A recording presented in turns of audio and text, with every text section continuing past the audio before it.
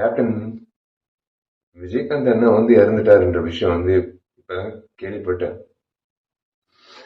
ஆனா என்ன மன்னிச்சிடுங்க, முதல்ல என்ன மன்னிச்சிடுங்க. நான் சத்தியமா இந்த நேரத்துல நான் உங்க பக்கத்துல இருந்து உங்க முகத்தை ஒரு முறை பார்த்து ஒரு காலை தொட்டு கும்பிட்டு அவங்க கூட இருந்திருக்கணும். நான் வெளிநாட்டுல இருந்தது என் தப்புனா என்ன மன்னிச்சிடுங்க.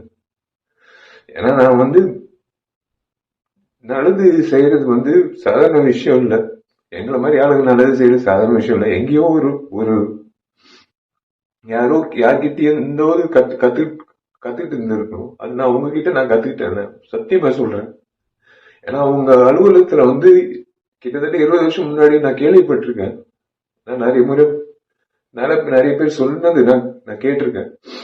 உங்க அலுவலகத்துக்கு யாராவது பசியோட வந்தா நீங்க வந்து சோறு போட்டு அனுப்புவீங்க.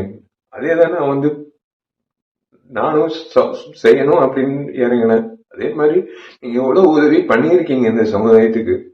இன்னைக்கு வந்து ஒரு அரசியல்வாதியோ ஒரு ஒரு நடிகர் சங்க முன்னாள் தலைவரோ இழந்ததை விட ஒரு நல்ல மனிதர் இழந்ததுதான் என்னால ஜீர்ணிக்க முடியலன்னு. இன்னைக்கு நடிகர் சங்கத்துல வந்து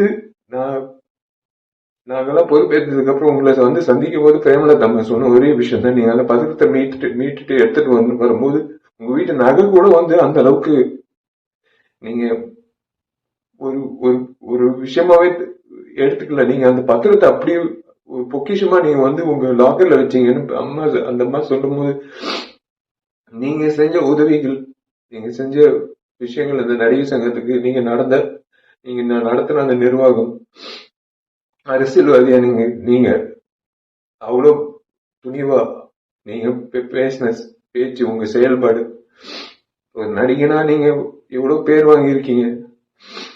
ஆனா ஒரு மனிதரா பேர் வாங்குறது சாதாரண விஷயம் இல்ல. சில நபர்கள் தான் ஒரு மனிதரா நீண்ட நாட்கள் அந்த பேர் நீடிக்கும்.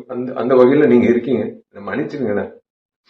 உண்மையிலே நான் சத்தியமா சொல்றேன், இன்னைக்கு நான் உங்க பக்கத்துல இருந்திருக்கணும், முறையா உங்க பக்கத்துல இருந்திருக்கணும்.